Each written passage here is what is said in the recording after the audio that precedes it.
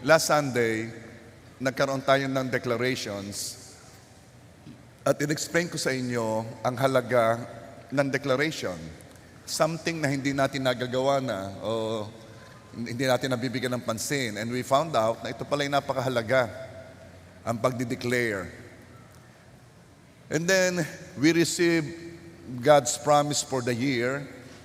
And truly, 2025 is the year of the fulfillment or yung pag-receive mo ng mga impossible blessings. Amen ba? Today, by God's grace, atin namang aalamin kung bakit at paano matatanggap ang pagpapala. Mahalaga kasi yun eh. Mas nagiging confident ka sa pagtanggap kapag alam mo kung bakit katatanggap. At mas confident ka kung alam mo rin kung paano. So, are you ready? Ang title ng isesar ko sa inyo ay Seek First. Matthew 6:33. Ngunit hanapin muna ninyo ang kanyang kaharian at katuwiran at ang lahat ng mga bagay na ito ay pawang idaragdag sa inyo. Kindly say, katuwiran, kaharian. Yan ang pinapahanap sa atin. So pag-usapan natin, ano ba ang katuwiran ng Diyos? Paano kaya may ipaunawa ng Diyos sa tao ang uri ng kanyang righteousness? O pwede rin i-translate as holiness. Paano may ipaunawa ito sa tao gayong hindi naman niya naranasan o nakikita kung ano ba ang uri ng righteousness ng Diyos? Ano ang nagpapatunay dito? Tingnan ninyo dahil kapag hindi alam ang salita ng Diyos, iba ang kanilang understanding sa pagiging matuwid o righteous. Iba ang pag-unawa nila. Nadaanan natin yan. Paano may ipaunawa ng Diyos sa tao ang uri ng righteousness niya? Ano ba yung righteousness ng Diyos? So itong ginawa ng Diyos. Ang Diyos ay nagbigay ng 10 utos na dapat sundin, the 10 Commandments. Sumunod pa yung mga other na mga utos. Pero ito talagang dito sinimulan sa 10 utos na to. Ano naman ang ginawa ng mga tao?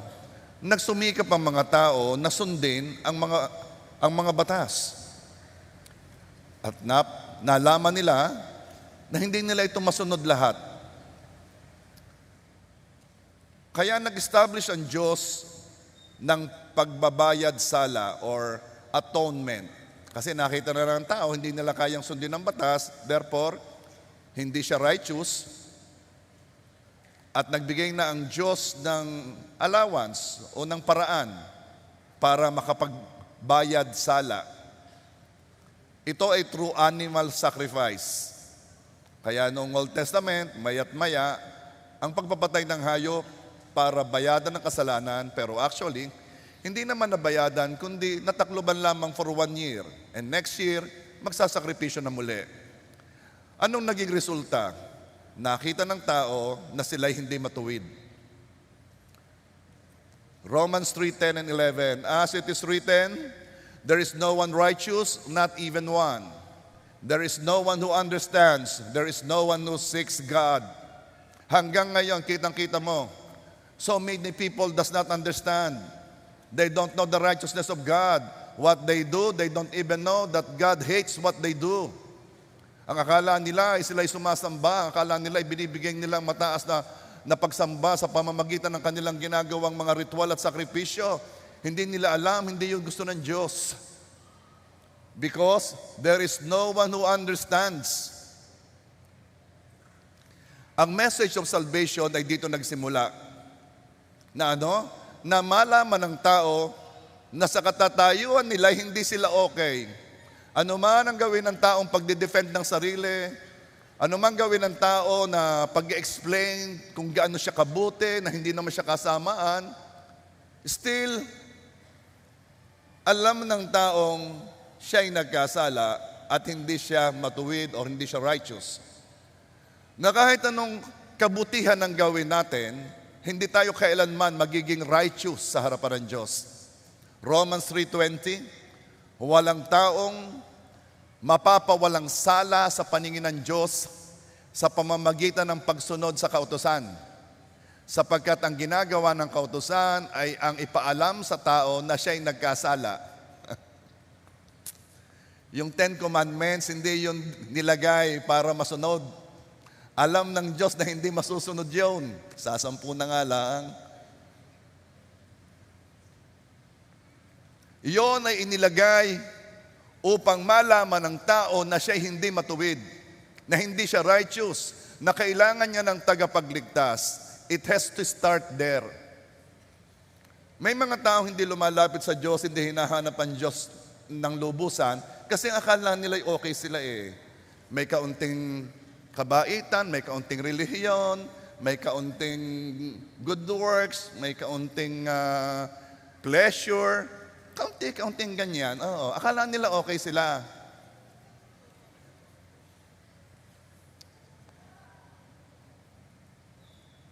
Hindi natin kayang gawing matuwid ang ating sarili. We cannot make ourselves righteous. Magiging matuwid lang tayo o righteous kung ito ay ibibigay na lang sa atin. That is the only way. Romans 3:21 and 22.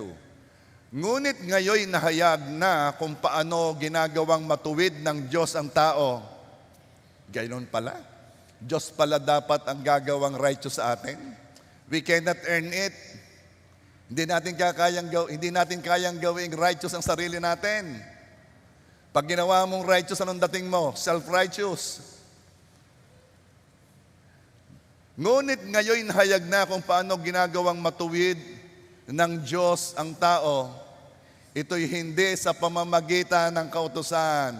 Hindi sa pamamagitan ng mga utos na susundin mo. Yung mga batas na yon, all it will do is show to you that you are not righteous. Verse 22, ginagawang matuwid ng Diyos, eto na, ang lahat sa pamamagitan ng kanilang pananampalataya kay Jesucristo. Ginagawa tayong matuwid sa pamamagitan ng ating faith kay Jesus. Hay nako, this is so freeing, this is so napakaganda. Nakakawala na ng stress. Ako gay makakarating sa langit. Ala, ay kung sa pamamagitan mo hindi. Ay paano? Ibibigay na lang sa iyo. Paano ibibigay sa akin kung ikaw ay mananampalataya kay Jesus? Yun eh. Ito ang righteousness na pinahahanap ng Diyos sa atin. Seek ye first the righteousness of God. Ito ang pinapahanap sa lahat. Bago ka mag-expect ng all these things shall be added unto you, bago mo maranasan yung idadagdag ang lahat sa iyo, pinapahanap muna ng Diyos ang kanyang righteousness. Now, hindi siya magiging righteous kung babaliwalain niya ang kasalanan laban sa kanya. Hindi yun righteousness. Bakit? Sabi ng Romans 6:23, sapagkat ang kabayaran ng kasalanan ay kamatayan. The wages of sin is death. Hinihingi ng kanyang matuwid na katarungan. His righteous justice is asking na parusahan ang nagkasala. Okay.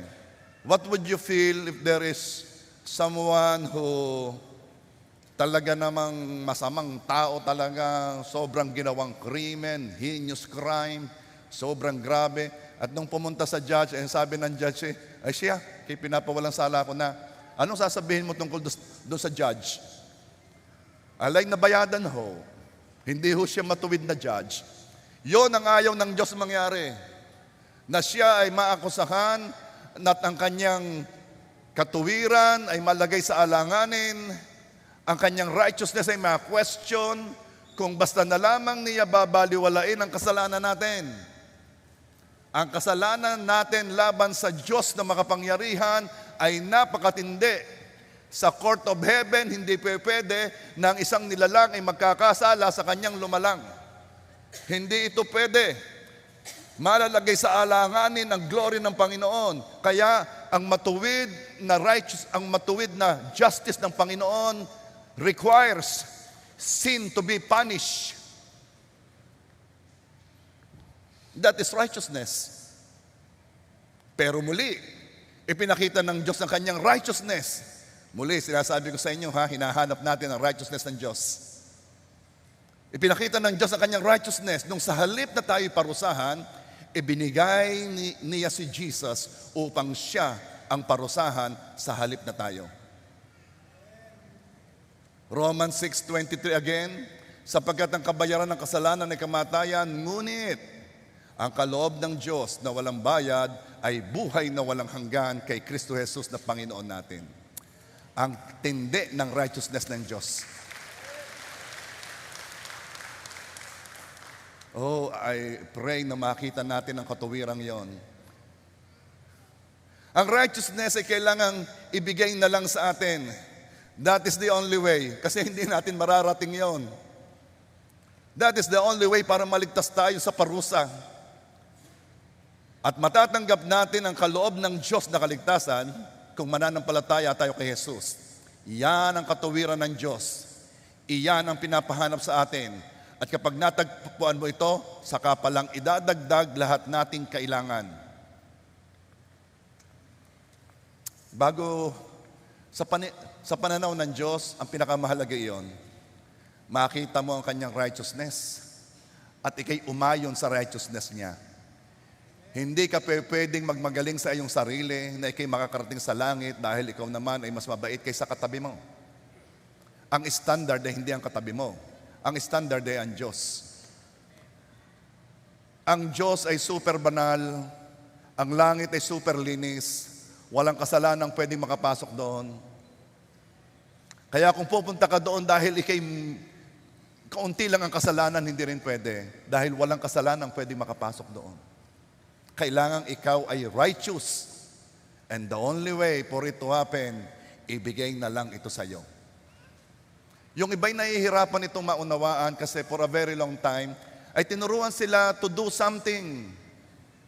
At yung kanilang pride ay nagtutulak sa kanilang to do something. As if may magagawa sila.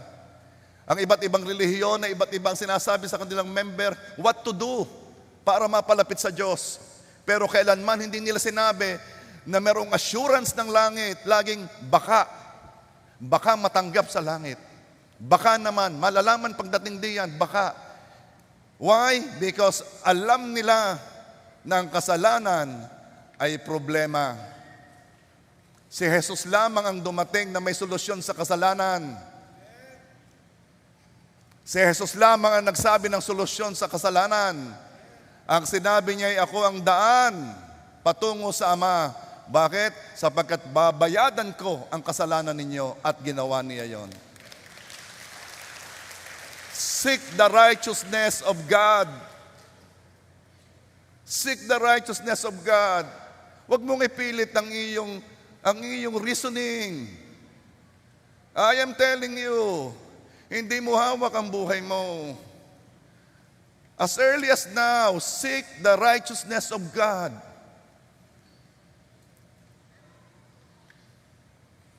Are you there? Kapag tayo, tingnan ninyo, bakit idadagdag sa atin lahat nating pangangailangan kapag una nating hinanap ang katuwiran ng Diyos o ang righteousness ng Diyos? Kasi, kapag tayo ay matuwid, tayo ay nagiging anak. John 1 verse 12. Subalit, ang lahat na tumanggap sa Kanya, na sumasampalataya sa Kanyang pangalan, ay Kanyang pinagkalooban sila ng karapatan na maging mga anak ng Diyos. This is the reason kung bakit pinapahanap mo na sa iyo ang katuwiran. Dahil kapag natanggap mo ang katuwiran ng Diyos, ikaw ay tatanggapin o bibigyan ka ng karapatang maging anak ng Diyos. At dahil, anak, ikaw ay may karapatan sa mana. Romans 8:17. Now, if we are children, then we are heirs, heirs of God, and co-heirs with Christ. Nung ikaw ay tinanggap ng anak, hindi mo alam kung anong nangyari sa iyo. Kailangan mo dito ng pag-iiba ng mindset. Hindi ka na dating ikaw. Ikaw ay halimbawa ang pangalan mo ay ikaw si Eric. Hindi na ikaw si Eric, kundi ikaw ay si Eric na kay Jesus. Iba ka na. So ano pong pagkakaiba? Dati, si Eric, pwede namang tumanggap ng mana galing sa kanyang ama at sa kanyang ina. Pwede. Pero noong siya'y naging si Eric na kay Jesus, nag-iba na ang kanyang tayo. Siya ngayon ay tagapagmana, hindi lamang ng kanyang ama, kundi ng kanyang ama sa langit. That is the difference. Pero hindi natapos doon, ha? Kung ano ang mana ni Jesus, yun din ang mana mo.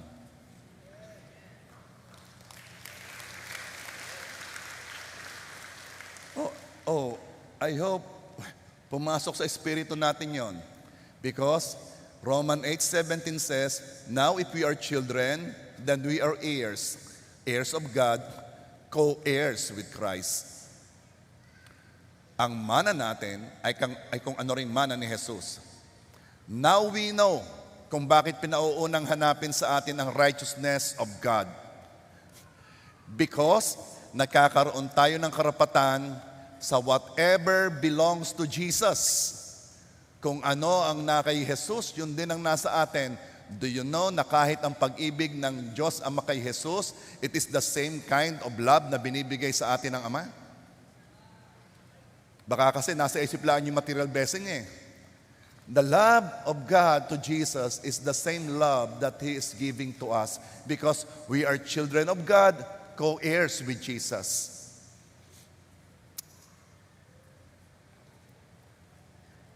Nagkaroon tayo ng karapatan na matanggap din whatever belongs to Jesus.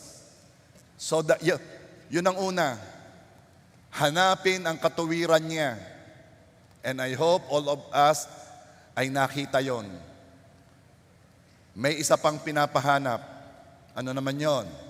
Seek ye first the kingdom of God and His righteousness, and all these things shall be added.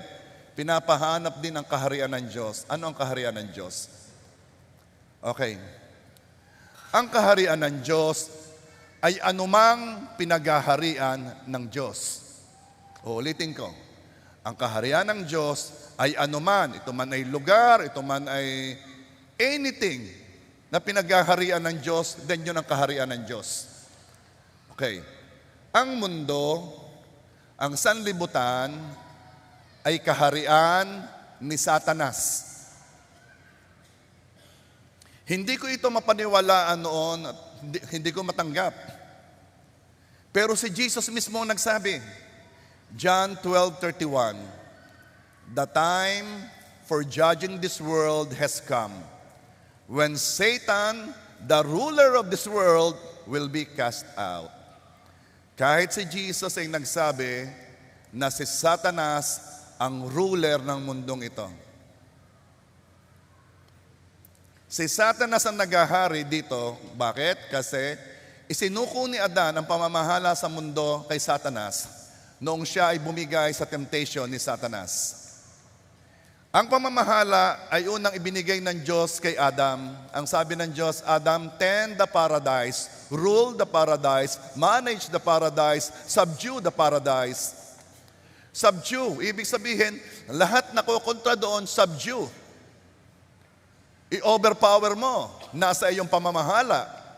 Ang problema kay Adan, siya ay bumagsak sa temptation or panlilinlang ni Satanas, and in so doing, inilipat ni na Adan ang rulership sa earth, sa mundong ito, kay Satanas.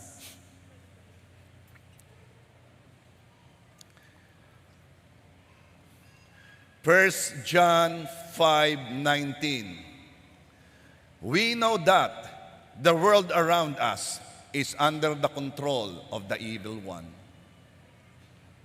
Obvious naman.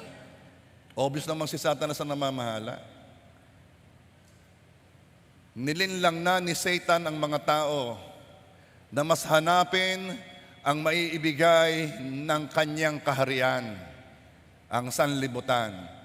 At anong ino-offer ng sanlibutan, ng kaharian ni Satanas? Possession, position, passion. Ito ang hinahanap ng lahat ng tao at ito naman ang itinetempt ni Satan sa lahat ng tao.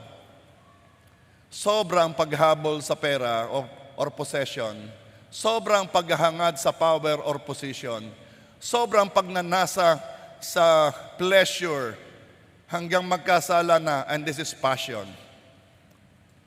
Tunay ang sabi ng Bible na ang temptation ay tatlo lang. Lust of the eyes, ito yung mga nakikita mo na gusto mong makuha, possession yon. Pride of life, ito yung power, position. And lust of the flesh, ito na yung passion. Yan lang tatlong yan. Kaya dumating na ang puntos na may mga taong pinili ng sambahin si Satanas. Kapalit yon. At marami na yan sa entertainment. Marami na yan sa mga singers, sa rock singers, sa mga sobrang sikat. Alam yon ng industry. Alam nila kapag ka ibinenta na ng celebrity yon ang kanyang kaluluwa kapalit ng ino-offer ng mundo. Possession, position, passion. Kapangyarihan, popularity.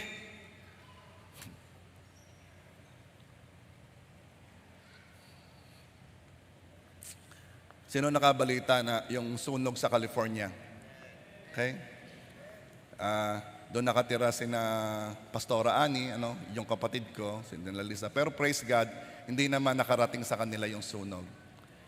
Pero siguro nakikita rin naman ninyo kasi ang daming nagpo-post sa Reels o sa Facebook na January 6 sa Golden Globe Awards, yung MC, they are making fun of God. At ang sabi nila, may ilang nag-comment daw doon sa artistang yon, may nag-comment na ilan dito. Kay God daw, walang nagko-comment, zero.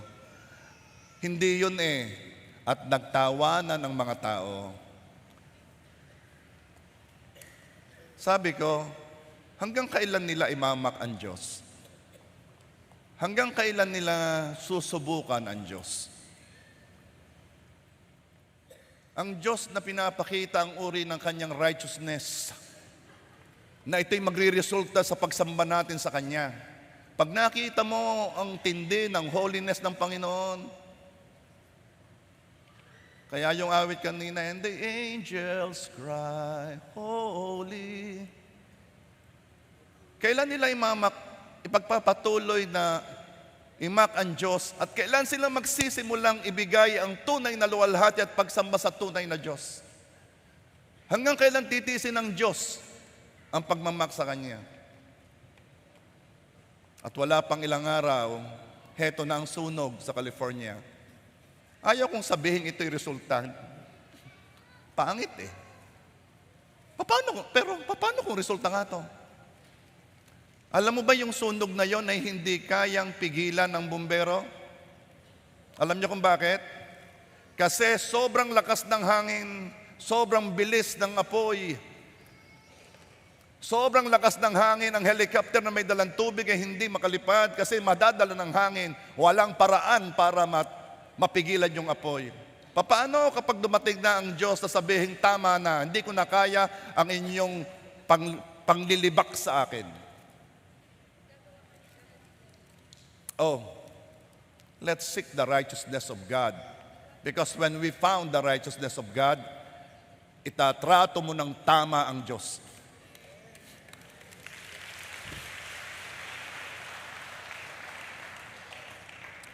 John 14:30.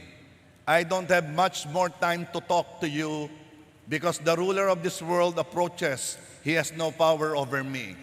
Jesus speaking. Muli, sinabi niyang si Satanas ang ruler of this world.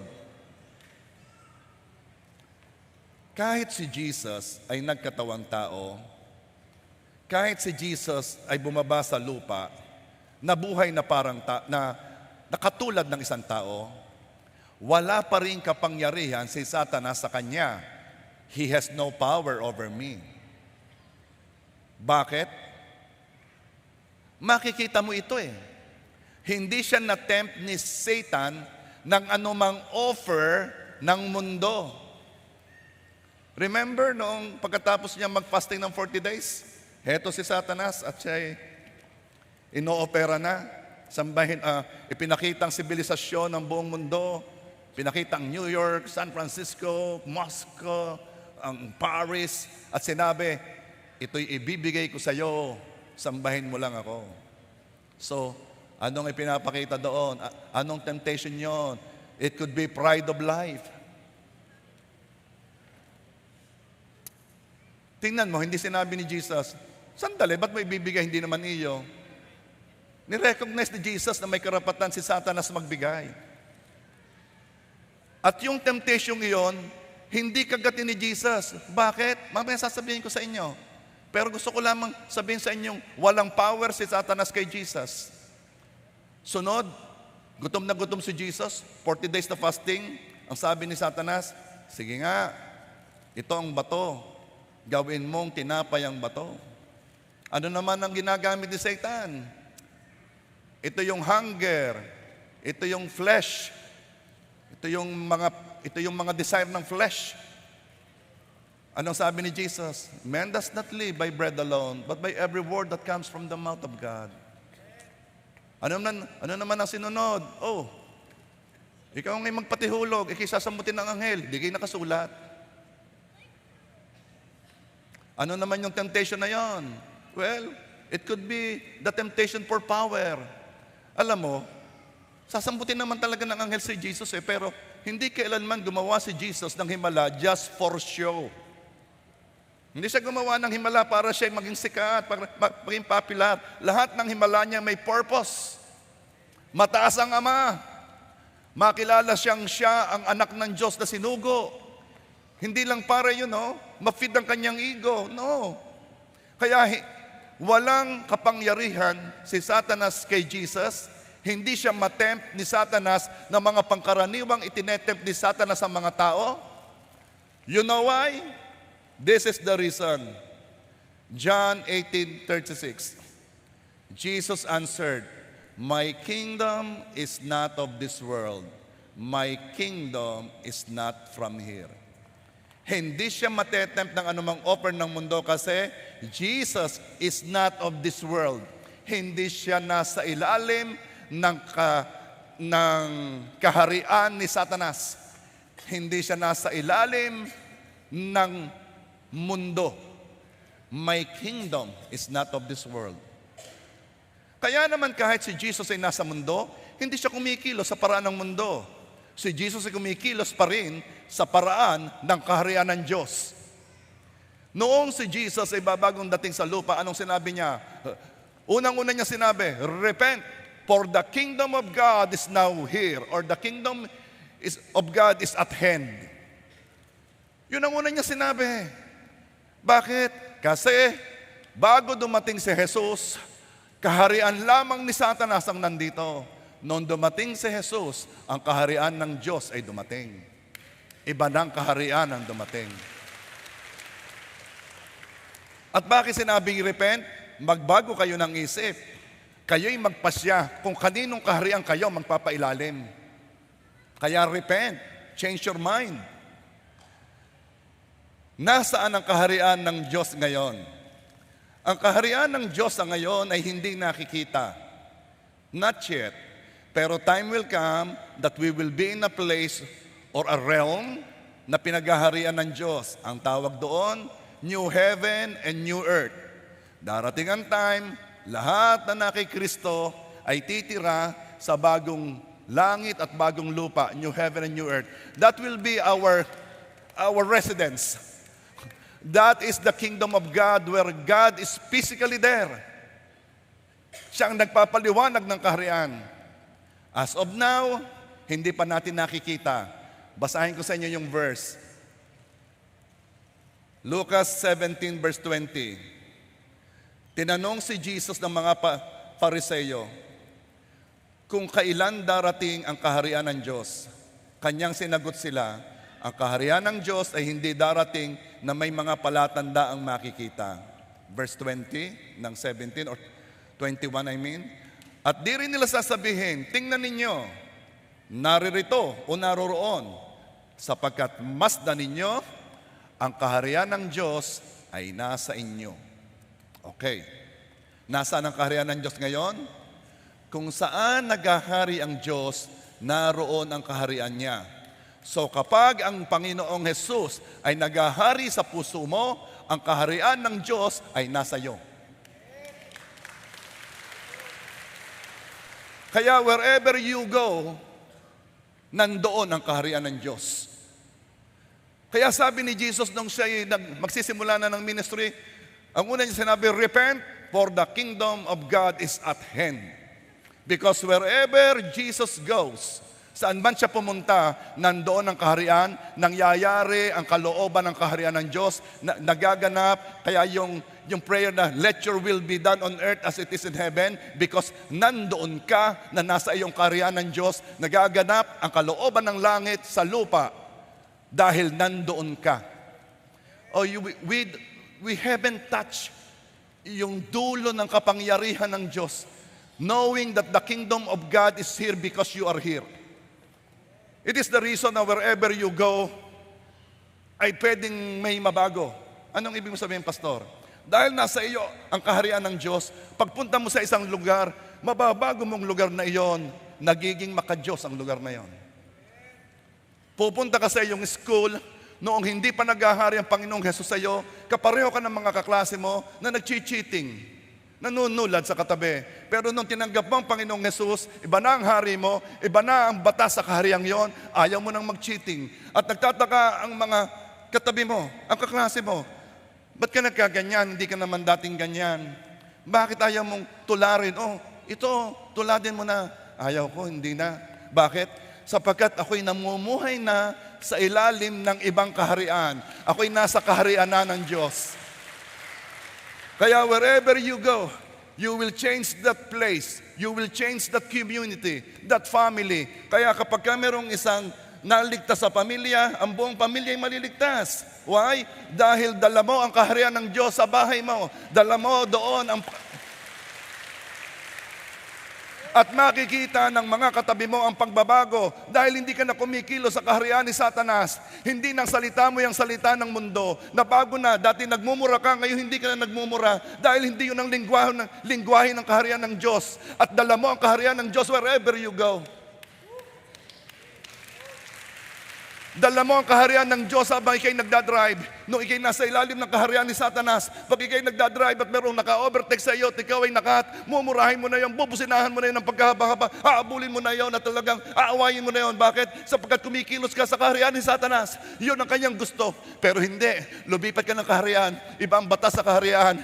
Mahalin mo ang mga nang-aaway sa iyo. Ibigin mo ang kaaway mo. Kaya matapos kang ikat, ang ginawa mo, God bless you.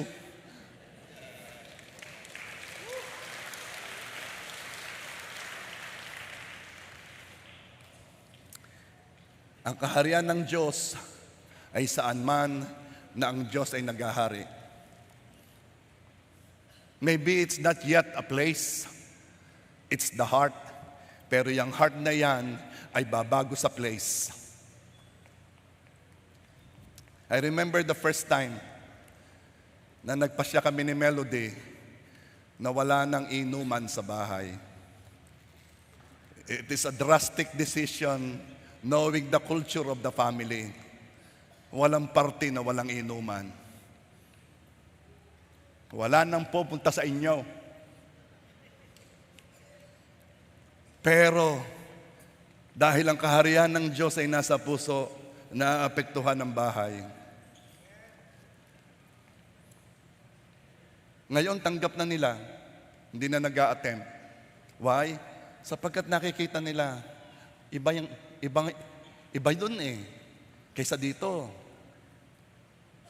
Iba ang kaharian doon.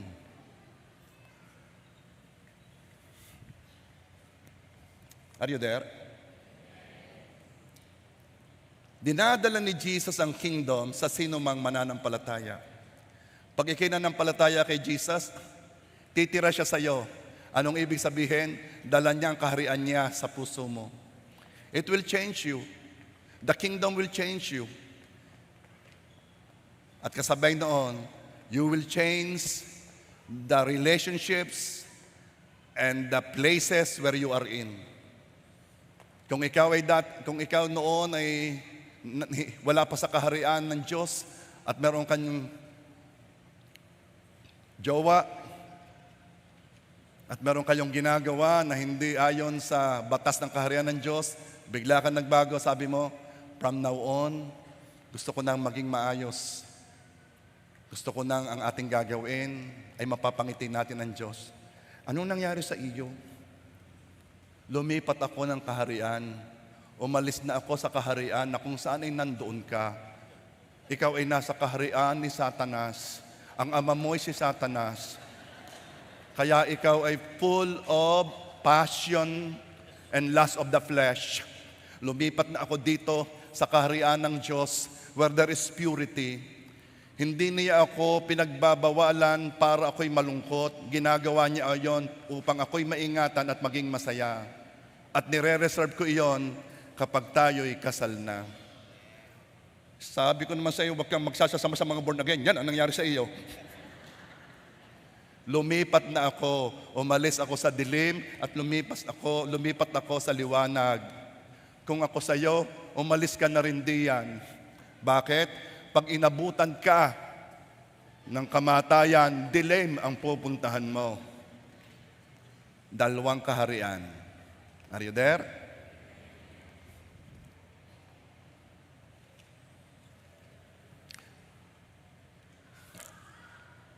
Ang taong nasa kaharian ng Diyos ay mabubuhay ayon sa batas ng kaharian ng Diyos. Ano po yung batas ng kaharian ng Diyos? Ang salita ng Diyos. Ang salita ng Diyos, ang pangako ng Diyos, ang batas ng kaharian. Bakit pinapahanap sa atin ang katuwiran o ang righteousness ng Diyos? Kasi, listen to this kasi papasok na tayo doon sa and all these things shall be added unto you. Alam ko yun ang gusto nyo eh. Nakikisabi nga, all these things shall be added unto you. Okay. Pero don't forget, may unang sinabi, may kondisyon. Seek ye first, and then all these things shall be added.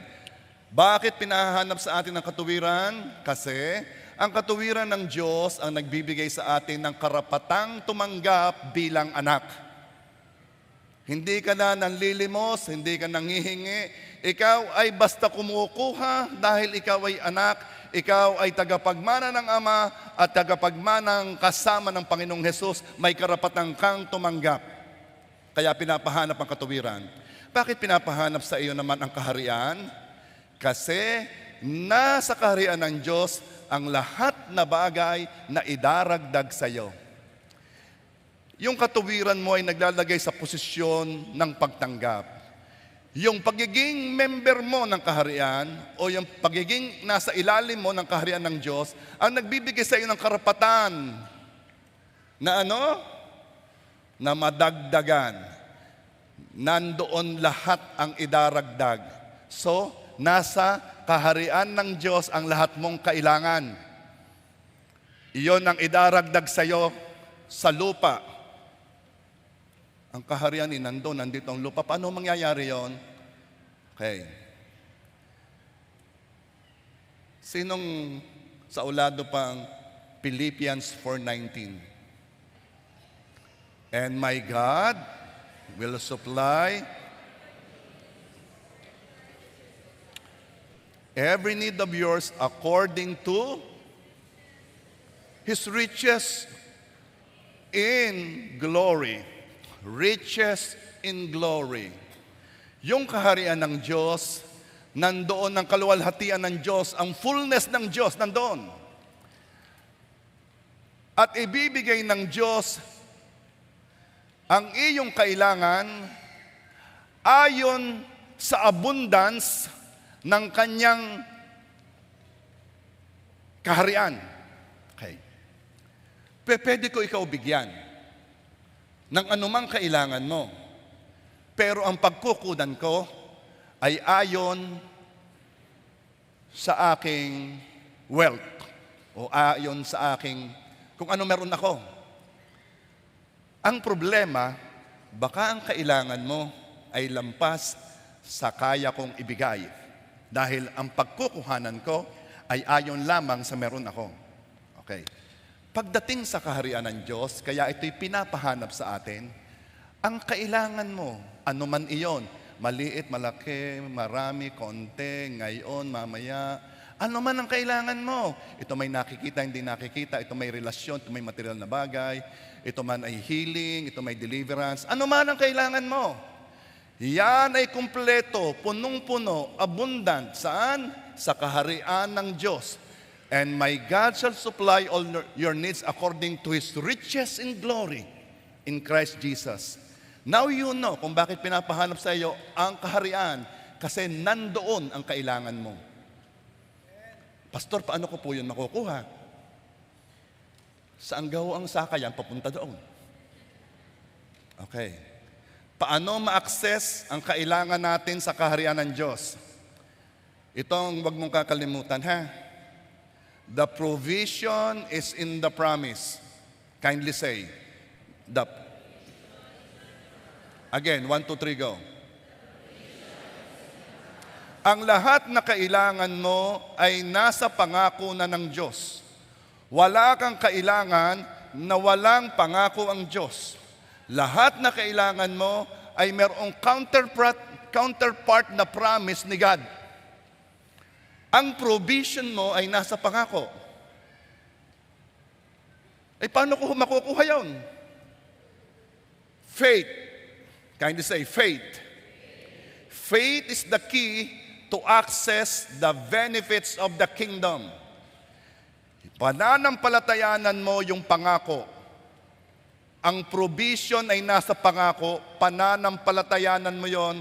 Katulad kung papaano mo tinanggap ang iyong katuwiran, na nampalataya ka lang na ito'y binigay ni Jesus sa iyo at tinanggap mo yon. Everything else will be done that way. Matatanggap mo ang kailangan mo sa pananampalataya. Iyon ang paraan para ma-access ang riches in His glory. Kaya all these things shall be added unto you, kasi natagpuan mo na ang kanyang katuwiran at ang kanyang kaharian, His righteousness and His kingdom. It is impossible to please God without faith. Now you understand it better. Imposible mong mapangiti ang Diyos kung hindi ka mananampalataya. Bakit? Wala kang matatanggap sa Kanya kung hindi mo gagamitin ang pananampalataya. Kahit ang kaligtasan, for by grace, di kay libre na, di kay bigay na, di kay kaloob na, libreng regalo ang pagpunta sa langit. Yes, for by grace you are saved. Hindi natapos doon, through faith. Ephesians 2 verse 8. Ang kaligtasang libre, ang kaligtasang hindi mo pinagpaguran, ang kaligtasang binigay sa iyo ay matatanggap mo sa pananampalataya. Everything else in the kingdom ay nakukuha sa faith. Now, balkan natin ang ating deklarasyon. Sabihin mo, 2025 is the year I receive the impossible blessings. Okay. Last Sunday, ako ay nag-declare at kayo ay kumilos sa pananampalataya. Maaari ang pananampalataya mo ay nadala ng anointing. Sabi nung isa, kahit yung mga nanonood sa messenger, ang sabi, napaka-anointed po ng message. Yes, kapag nandun ang gift of faith, yun ay nakakatch mo. Praise God kung laging may kasama kang anointed, ano? Pero praise God kasi nasa iyong word, nasa iyong salita. The provision is in the word. The provision is in the promise. Dahil hinanap mo muna ang katuwiran ng Diyos at ikaw ay anak at tagapagmana kasama ni Jesus, at dahil ikaw ay nagpailalim sa kaharian na ang Diyos ang hari at ang Diyos ang nagpo-provide sa iyo, then idadagdag lahat ang kailangan mo. It is the reason kung bakit sa taong ito ay tatanggap ka ng mga bagay na akala mo imposible, pagpapalang imposible. Faith comes from hearing and hearing. Maaring narinig mo na last week, pero ngayon maririnig muli. Parang pananampalataya yung umusbong sa iyo. Bakit ba tayo pagpapalain ng Diyos? Kasi tayo po ay may kasunduan sa ating Diyos. Ito ay covenant, tipan, kasunduan ng dalawang partido. Kung parang ganito, kung gagawin mo ito, gagawin ko naman ito. Ito ay kasunduang pinasok ng Diyos. Ito ay kasunduang walang hanggat, walang katapusan. Basahin ko sa inyo ang covenant o ang kasunduan. Dahil ito ang reason kung bakit ikaw ay pagpapalain ng Diyos. Are you ready? Jeremiah 32 verse 38. They will be my people, and I will be their God. Verse 39. I will give them singleness of heart and action, so that they will always fear me, and that all will then go well for them and for their children after them. Ang ganda nito, no? Bibigyan ko sila ng isang puso na sila'y magkakaroon ng takot sa akin, upang ang lahat ay maging maayos sa kanila at sa kanilang anak na susunod sa kanila. Verse 40. And I will make an everlasting covenant. Everlasting. Walang katapusan. I will never stop doing good for them. I will never stop doing good for them. I will put a desire in their hearts to worship me, and they will never leave me. Okay, this is the covenant. Ipinasok ng Diyos ang sarili niya sa isang kasunduan na kanyang sinumpaang tutuparin hanggang sa walang hanggan. Ang pinakamadali ninyong maunawaan na covenant o tipan ay ang covenant of marriage. Some people does not understand covenant. Covenant means commitment. It is not, okay tayo ngayon, pagbukas hindi na, hiwalay na tayo. No, you don't understand what covenant is. At ibinabalik sa atin ng Diyos ang kaunawaan ng covenant. Ang covenant means mananatili ang kasunduan yan, anuman ang mangyari. Now, pumasok si Jesus sa covenant na ito. Alam mo ba na ang kasal, oo nga't matinding covenant na yan ay hanggang kamatayan lang. That's why, till death do us part. Kapag ka namatay na yung isa, pwede na ulit mag-asawa yung isa. Bakit? Natapos ang covenant sa kamatayan. Ang covenant na pinasok ng Diyos sa atin, dire-diretso, kahit mamatay sa lupa, dire-diretso hanggang langit, na ang Diyos ay hindi titigil ng paggawa ng kabutihan sa atin. Hindi titigil, nasa langit ka na, gumagawa pa rin ng kabutihan ang Diyos sa iyo. Bakit? Pumasok siya sa kasunduang iyon.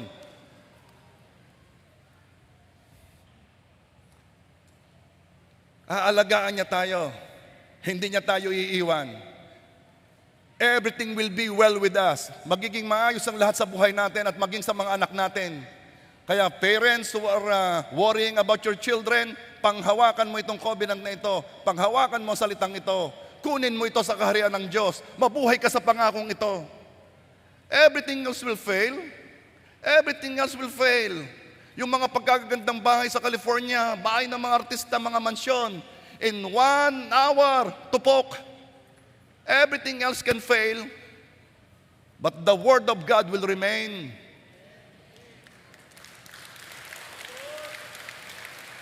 Culture will change dahil tayo'y nasa mundong ang ruler ay si Satanas.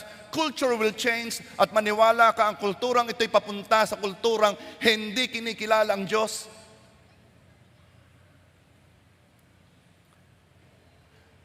But darating ang araw, everyone will see God. Everyone will see God because it is written, dadating ang Panginoong Hesus at makikita ng lahat sa buong mundo. At lahat ng mapapride na nagsasabing, walang Diyos, walang Diyos. Lahat ng mapapride na mas nagtitiwala pa sa kanilang reasoning, sa kanilang logic. Samantalang ang kanilang alam ay nagsimula lamang nung sila'y nag-aral ng grade 1. Ay pinagmamalaki na nila, darating ang araw, makikita nila. At sasabihin nila, tunay nga pala, merong Diyos.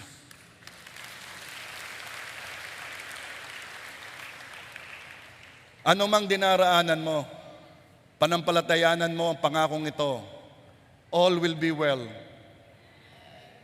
Parents na nag-iisip sa iyong mga anak, all will be well with you and even with your children. At sisiguraduhin ng Diyos na hindi tayo lalayo sa Kanya. Sisiguraduhin ng Diyos. Alam ko ito, kasi I had experience na lumayo sa Kanya. Hindi ako tinigilan ni Lord. At ikaw man na nandito, na nakaranas ng ganon, alam kong hindi ka tinigilan ni Lord, kaya ikay narito. At kung ikaw ay nagbabalak pang lumayo ng lumayo sa Diyos, mahihirapan ka lang. Magpasya ka na. Piliin mo ng Panginoong Hesus. Be wise. Ano naman po ang bahagi natin sa covenant na yan, sa kasunduan na yan? Ang bahagi natin sa kasunduan ay ihihiwalay natin ang ating sarili bilang kanyang mga tao. Ang sabi sa Jeremiah 32:38, they will be my people and I will be their God. Ihiwalay natin ang ating sarili bilang tao ng Diyos. Iba talaga tayo kaysa sa mundo. Iba talaga tayo. Iba ang ating fun. Iba ang ating pleasure. Ang ating fun at ang ating pleasure ay fun and pleasure na nagpapangiti sa Diyos. Iba talaga tayo. Ang gusto ko yung ganyong fun yung ganyong pleasure Anong ibig mo sabihin? Ang gusto mo ay nasa ilalim ka ng kaharian ni Satanas? I'm telling you, yes. It is fun, it is pleasure for a time period, for a period of time. Mamaya sisingil yan. Mamaya sira ng takbo ng isip mo. Mamaya sira ng diskarte mo. Because all the fun, all the pleasure na ibinibigay ni Satanas ay may kapalit. Ano pong kapalit? Yung nature ng hari ng sanlibutang ito. To steal, to kill, and to destroy. Yung tatlong yon ang kapalit. It can steal your youth. It can steal your health. It can kill your relationships. And it can destroy every good thing in your life. Pero sa una, hindi mo alam yon. Dahil ikay pinaniwala ng mundong ito na ito ang iyong hanapin. Possession, position, passion. Ano naman ang sabi ng kaharian ng Diyos? Hanapin mo ako, sambahin mo ako, pakinggan mo ang salita ko, sapagkat ang bawat salita ko ay pagkain ng Espiritu mo. Ikaw ay nilalang ko para luwalhatiin ako. Yun ang pagka-design ko sa iyo. Kaya ikay magiging masaya lamang kapag ikaw ay nagtataas ng kamay at ikaw ay umaawit at sinasamba mo ang Diyos na buhay, doon ka lamang sasaya at nilalang kita para doon.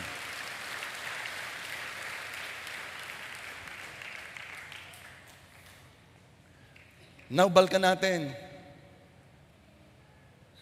Balikan natin ang mga sinabi ko last Sunday.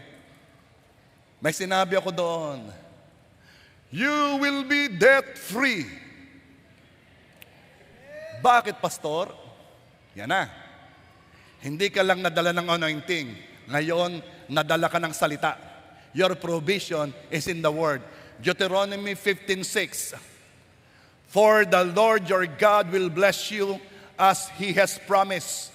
And you will lend to many nations but will borrow from none. Nakasulat na, ang iyong provision ay nasa pangako. Ang provision mo ay nasa salita. Nakasulat na. Now, pag ako ay nagsabi na you will be debt-free, iyon ay merong pinagbabasihan at ang pinagbabasihan ay salitang hindi mawawala. Mawawala ang langit at lupa, pero ang salita ay mananatili. Ikaw ay pinagbabasihang matatag.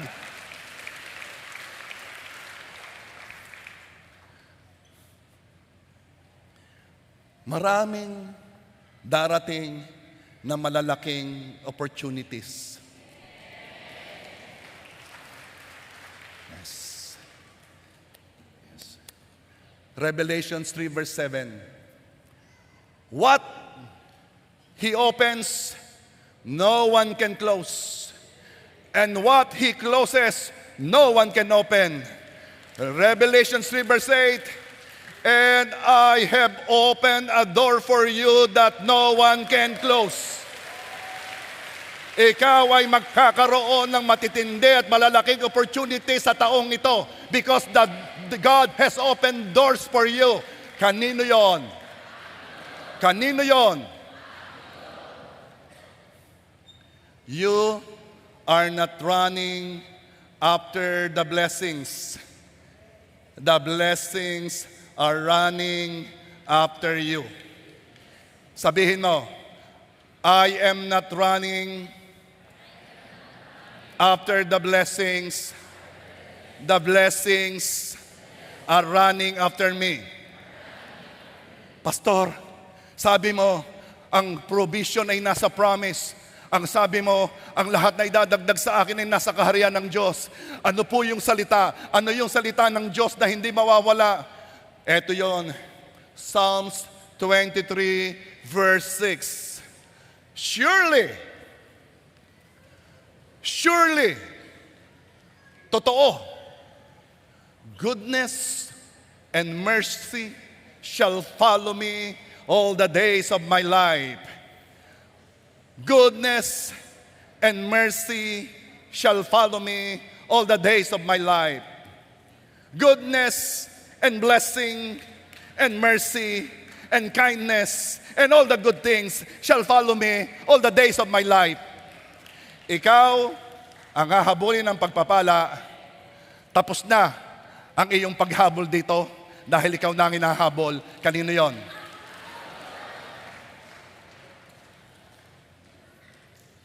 It was also said, pinagpala ka hindi lamang ng higit sa dati mong tinanggap, pinagpala ka ng higit kaysa iba.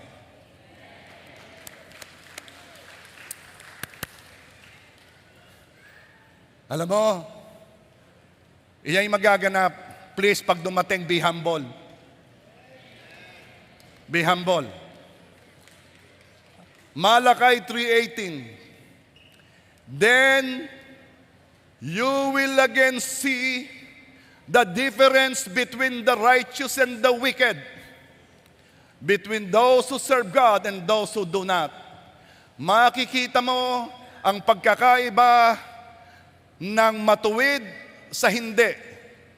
Makikita mo ang pagkakaiba ng naglilingkod sa Diyos at ng hindi naglilingkod. Bakit? Kasi ikaw ay higit na pagpapalain kaysa sa iba. Kanino yon? Kanino yon? This year, God will show the difference. For a very long time, ay ikaw ay pinersecute. For a very long time, may mga narinig kang negative. Pero ngayon, ipapakita ng Diyos ang kaibahan ng kanyang anak sa hindi niya anak, ng matuwid sa hindi matuwid, ng naglilingkod sa kanya at sa hindi naglilingkod.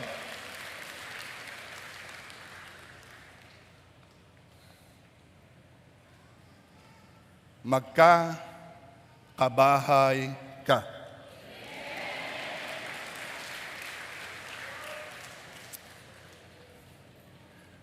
Oh, I pray ang salita ng Diyos ang nagpapakilo sa iyo. Kinukuha mo sa kaharian ng Diyos. You are violently getting it from the kingdom of God. Papaano? By faith. Naniniwala ka at nagtitiwala sa salita ng Diyos. Deuteronomy 6 verse 10 and 11. When, hindi if, hindi sinabing kung, ang sinabi pag. Ang ibig sabihin, siguradong mangyayari. When the Lord your God brings you into the land He swore to your fathers, to Abraham, Isaac, and Jacob, to give you a land with large, flourishing cities you did not build, houses filled with all kinds of good things you did not provide, wells you did not dig, and vineyards and olive groves you did not plant. Then, when you eat and are satisfied, bago ko basahin ang sunod na verse, sinabi dito, kapag dinala ka na ng Diyos sa lupang pinangako sa iyo, sa syudad o community na hindi naman ikaw ang nagtayo, sa bahay na pinuno ng magagandang bagay na hindi naman ikaw ang nagpuno, na may kasama ng tubig na hindi ikaw ang naghukay, vineyards and olive groves na hindi ikaw ang nagtanim. Ano ibig sabihin? Negosyong hindi ikaw ang nagtayo, hanap buhay na hindi ikaw nagsimula. Heto na. Ito'y matinding blessing. Yung magkakabahay, hindi ka magkakabahay lamang sa pamamagitan ng alam mong paraan. Pwede kang magkabahay sa paraan ng Diyos, and that is called impossible blessings. Nagkabahay ako sa paraan ng Diyos. Nagkabahay at lupa ako sa paraan ng Diyos. Impossible blessings. Huwag mong lilimitahan ng Diyos. Pwede yang mangyari sa'yo.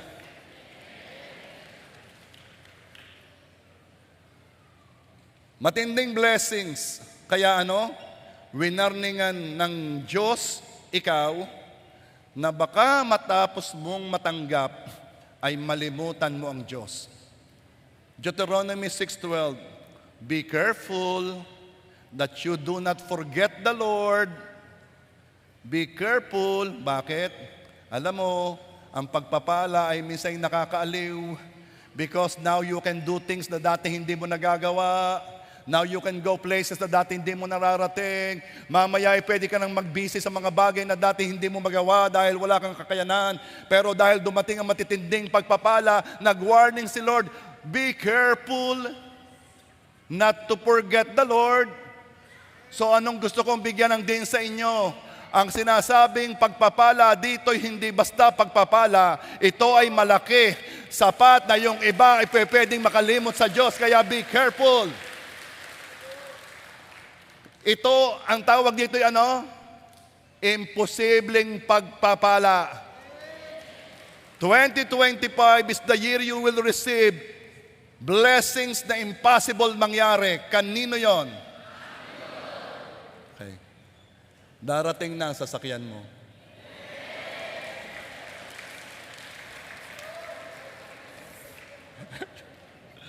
Darating na.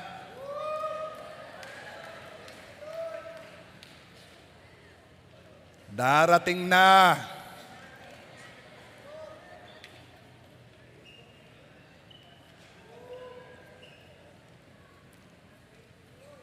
Isama mo pang ibang pagpapala diyan. Actually, itong mga sinasabi ko sa inyo, dineclare ko ito last Sunday.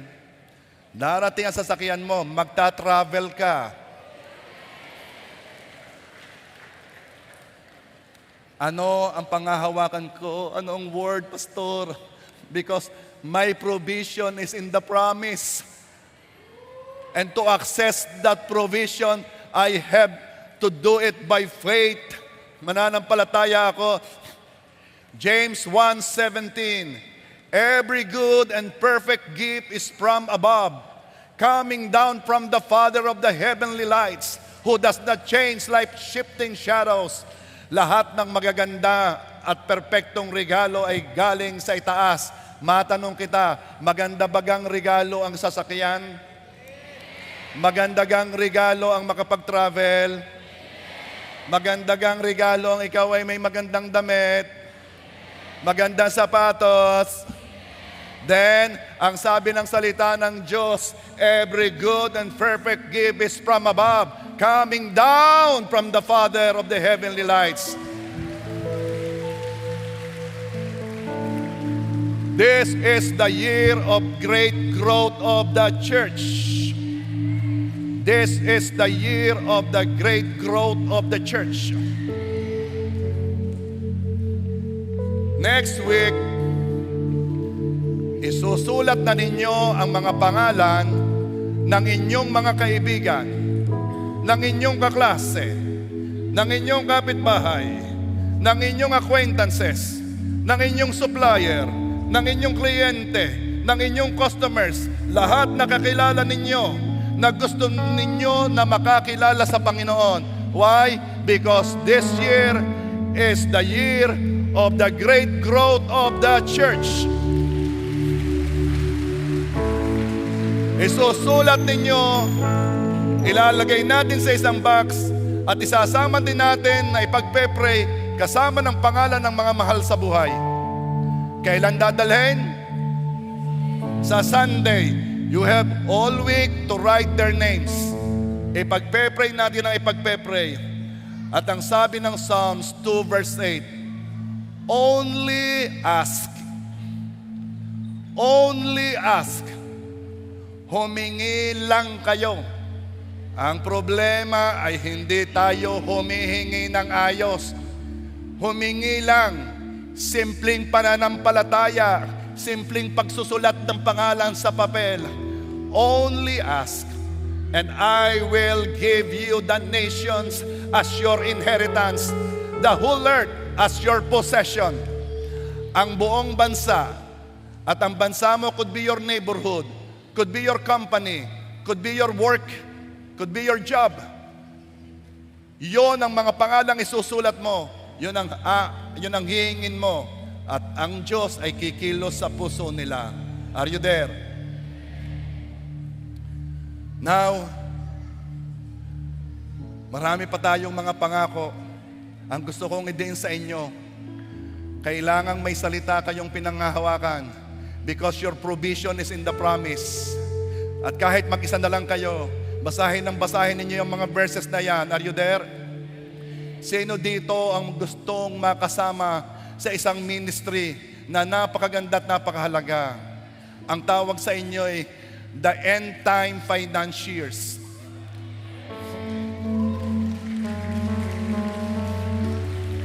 There will be massive growth of the church. Massive growth of the church.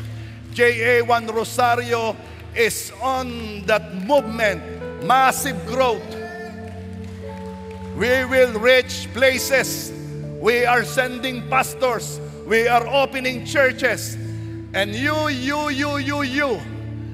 ask, manampalataya ka na ikaw ay gagamitin sa end time as the end time financiers.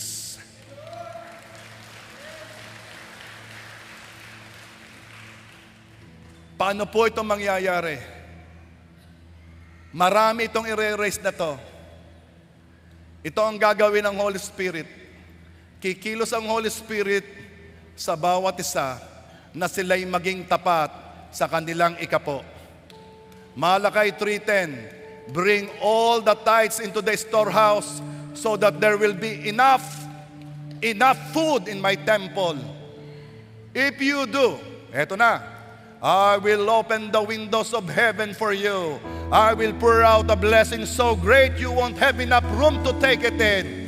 At ang pinakamagandang sinabi ng Diyos, try it Subukan mo. Put me to the test. Ang mga tao lagi naghahamon sa Diyos eh. Ang Diyos minsan lang naghamon. Dito siya naghamon. Subukan mo ako. Subukan mo ako dito. Subukan mo lang. Put me into the test. Kung hindi ko to pa rin ang pangako sa mga end time financiers.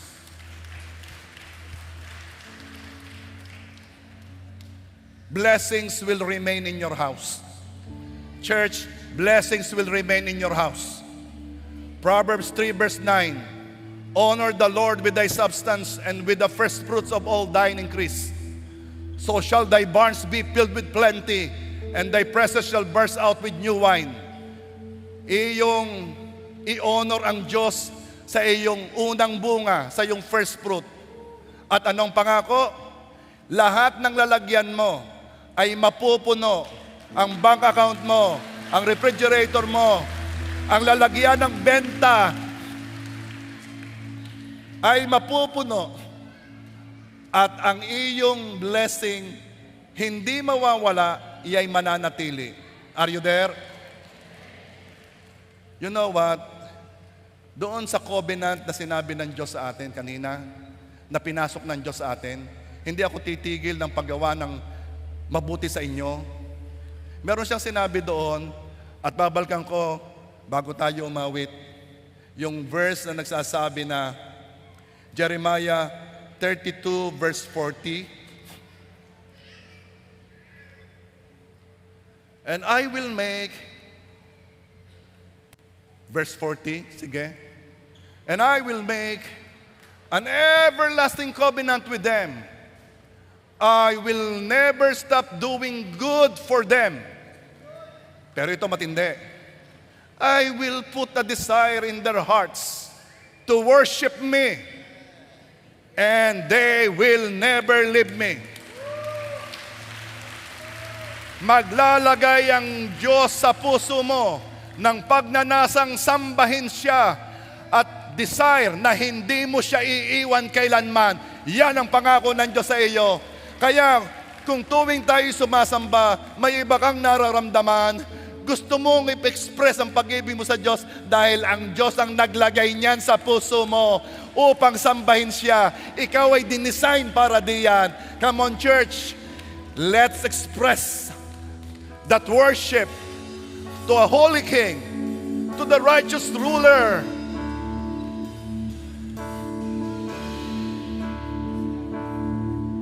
Your name is the greatest. Your name stands above them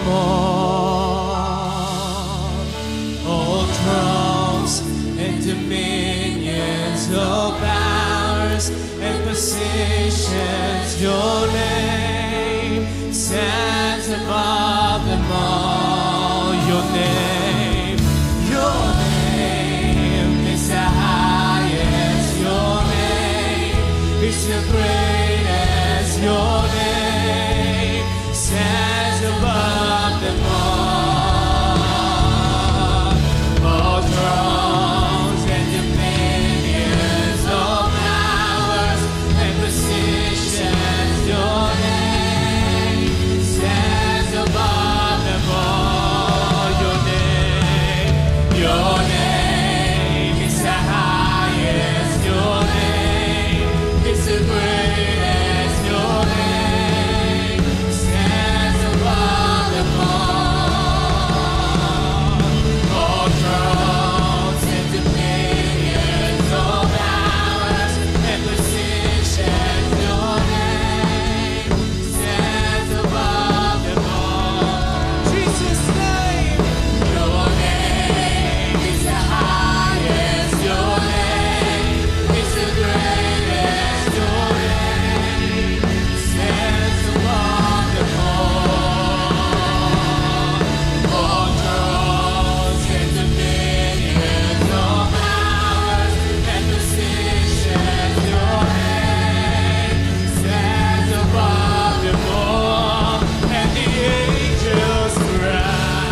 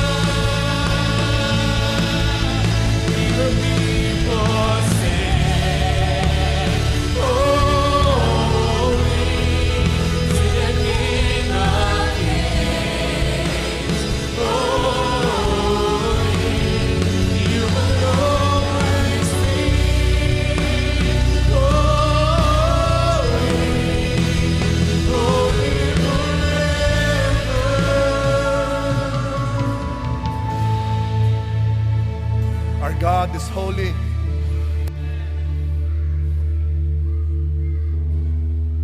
Our God is holy. Kung may katangian ng Diyos na kakaiba sa lahat, ay ito yon. He is holy. Holy God. O Panginoon Diyos, kulang ang aming pagsamba. Salamat sa paglalagay sa puso namin ng desire na ikay sambahin. Salamat, Panginoon. Karapat dapat kang sambahin. Karapat dapat na itaas ang pangalan mo. Karapat dapat kang luwalhatiin. Karapat dapat kang purihin. Karapat dapat. Karapat dapat. Karapat dapat.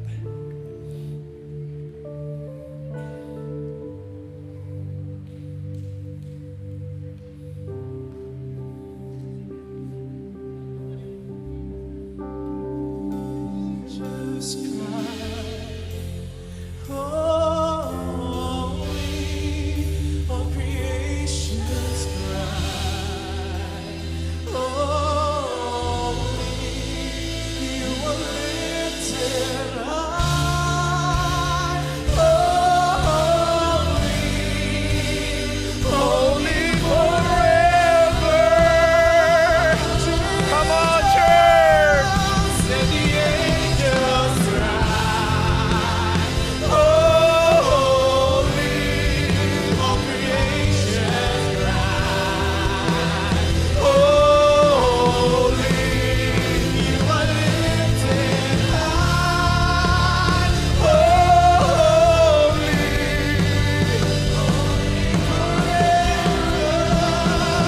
we cry holy, we cry holy, holy, holy, we cry holy, holy, holy, we cry holy, holy, holy is the Lamb. We cry holy, we cry holy, holy, holy, we cry holy, holy, holy, we cry holy, holy is the Lamb. O Panginoon Diyos, isa pong karangalan na kami ay iyong bigyan ng biyaya na sambahin ka. Salamat po sa biyayang ikaw ay masamba namin. Salamat. Father God, thank you sapagkat ikaw ay hindi tumitigil na gawan kami ng kabutihan. Thank you, Lord. This we pray in Jesus' name. Amen.